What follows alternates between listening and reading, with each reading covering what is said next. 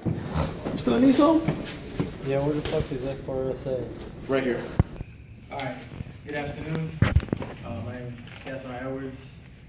I'm giving an introduction speech for public speaking class. I'm 20 years old. I've been survived through 2 marriages, unfortunately. I've been in the military about 9 years. I've been in 2 different duty stations, Bragg and Alaska. One thing about me that most people don't know is that I'm dedicated, I'm hardworking, and I'm a charismatic person. One thing about my job is I'm a senior food operations NCO. So with that being said, you gotta have a lot of charisma. It takes a lot of work, a lot of dedication, a lot of long hours.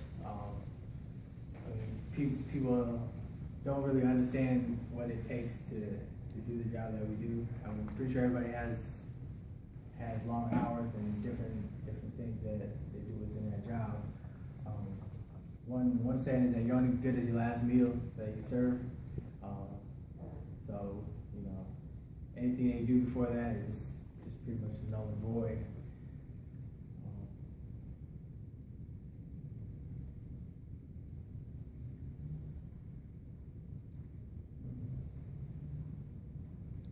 Also, with that being said, as a senior food operations NCO, you have overseen at least 40 soldiers within dining facility, so that takes a lot of dedication, a lot of attention to detail. Dealing with different people with different backgrounds, nationalities, people that speak different languages. I had a Polish soldier. I don't know if y'all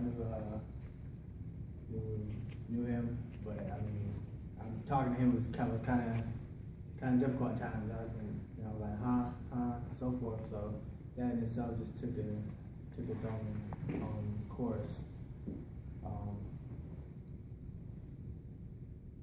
But other than that, thank you for your time, and I appreciate it. Cool.